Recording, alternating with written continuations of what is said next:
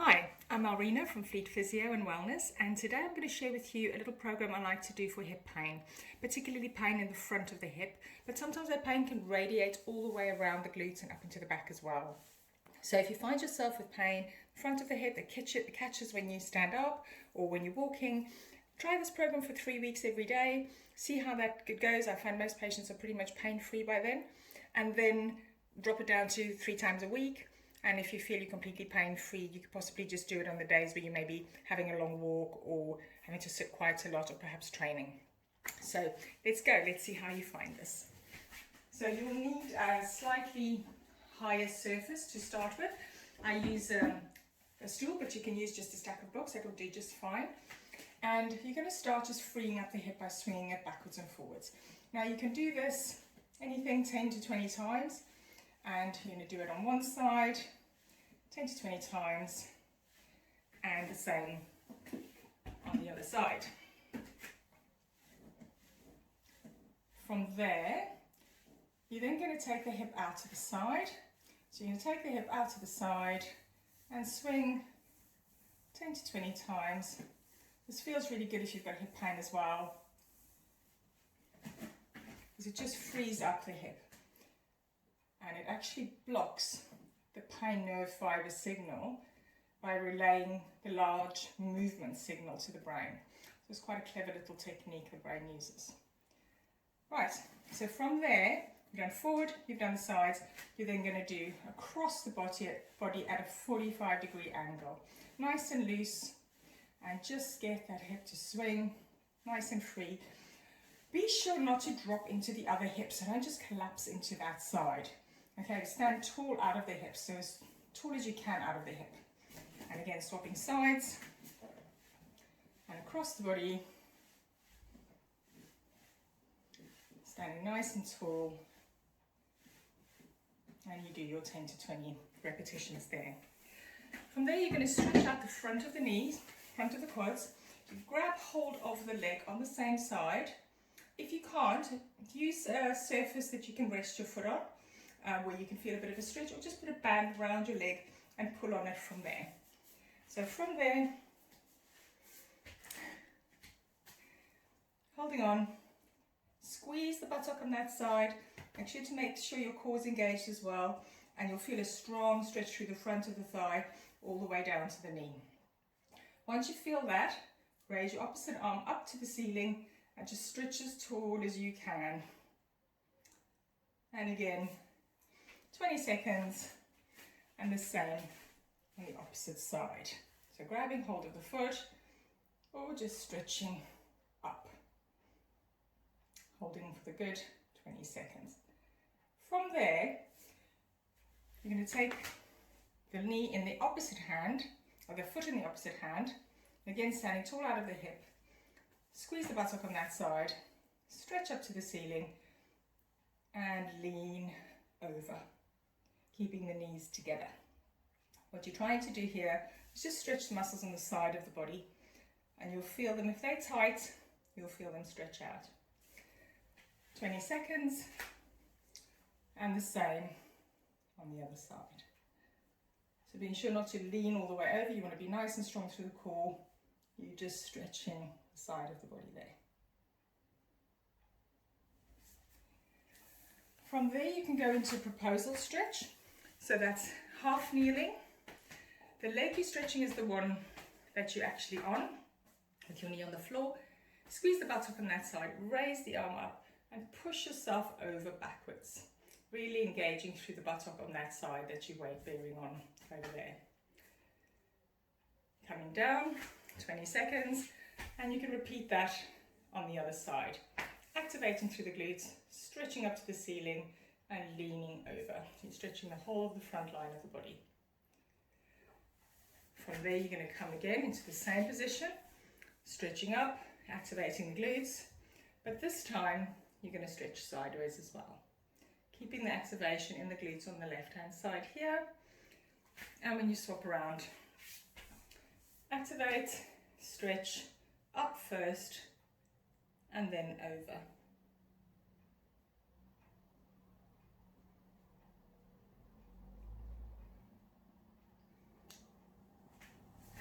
From there, you're going to kneel with your knees apart. So making sure that you've got at least 2 fists between your knees. And then keeping a hold of your hips, just start rocking side to side and hold each side for a couple of seconds, just so that you can feel the stretch there. And you can do that 5 to 10 times to each side. Just nicely side to side. And then from there, you're going to go to 45-degree angle, diagonally that way and back. And again, holding each side, a couple of seconds. And what you'll find is that a particular direction will feel really odd and unnatural, and it's normally where the muscles are deactivated or tight. Come back to the center and then do the other side. So you're rocking at that angle, diagonal to the body, forward and back. So your shoulders should stay stacked over your hips, just the hips are moving side to side. Remembering a couple of seconds on each side.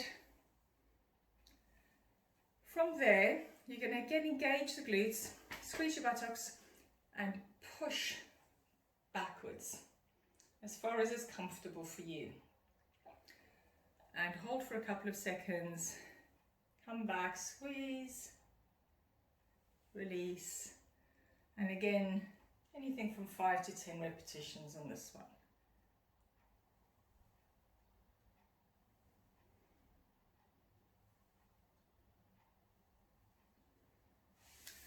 From there, you're going to lie on your back with your knees hip distance apart, your arms by your sides. And you're just going to take your legs gently from side to side, keeping your feet on the floor and letting them drop together to the side. You can hold each side a couple of seconds and do anything from 5 to 10 on each side.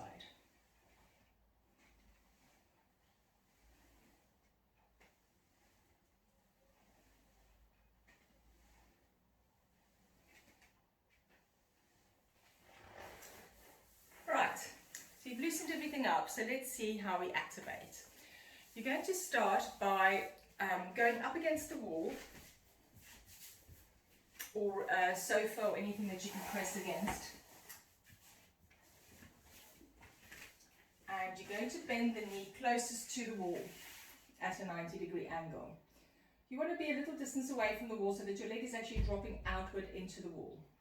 And you're then going to press into the wall very, very gently, just about 10% of your effort that you can press, and hold that for 6 seconds. And release, and hold for 6 seconds, and release, and again.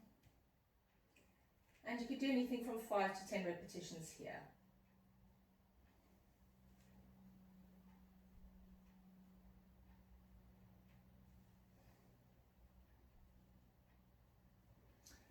And then you can turn around and do exactly the same on the other side. So lying a little distance away from the wall, bend the knee at 90 degrees, drop the leg out towards the wall, press into the wall, 10% of your effort, and just hold 6 seconds, release, hold, release.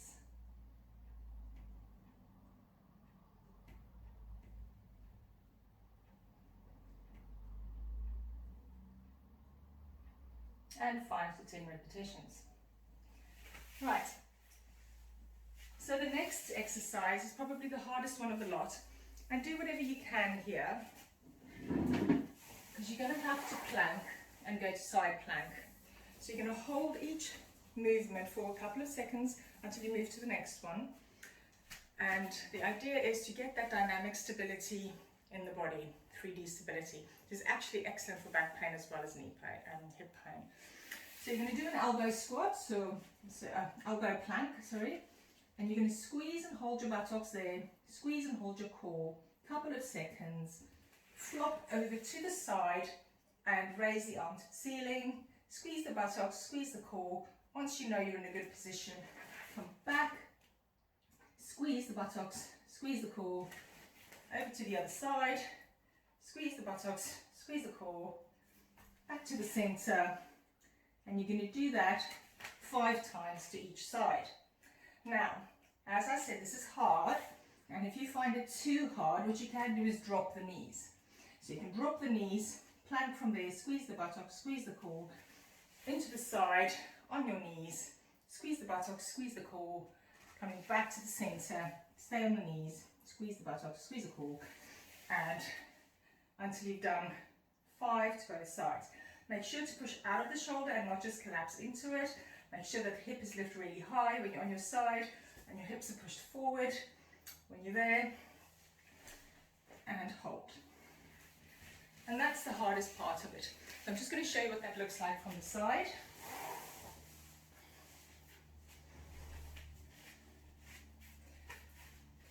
You've got your plank position, squeezing the bum, squeezing the core, shoulders are nice and strong. To the side, up you go, squeeze buttocks, squeeze core, down, up, and if you're on your knees, you're there, on your side,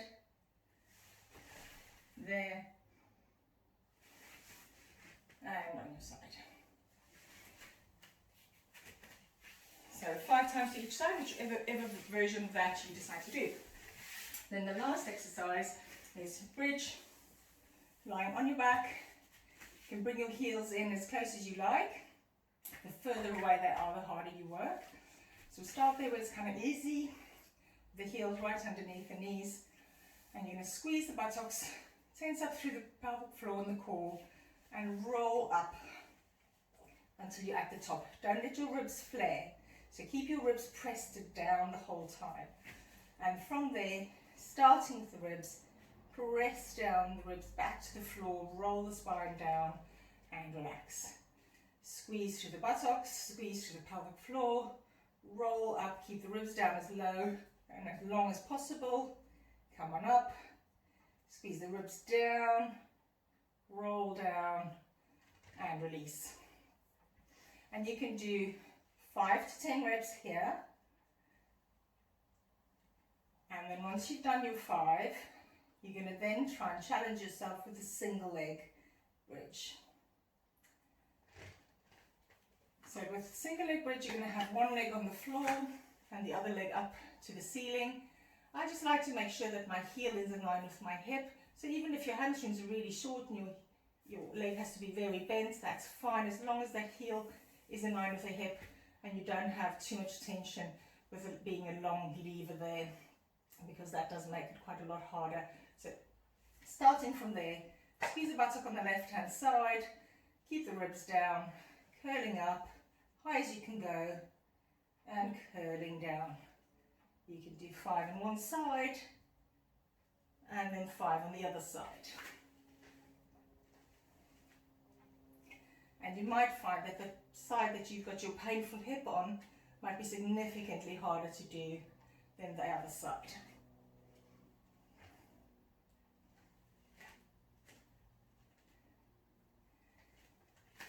And that is it. It's a simple program, not mine. I was taught it some years ago by another practitioner, but I've used it myself for issues I've had with my hip, and I give it to patients all the time and I have really amazing results. So give it a go for 3 weeks. If you don't have any changes in your pain levels, let me know. I'd be very surprised, but then there might be something else going on with your hip. So give it a go and let us know how you go. Thanks for watching.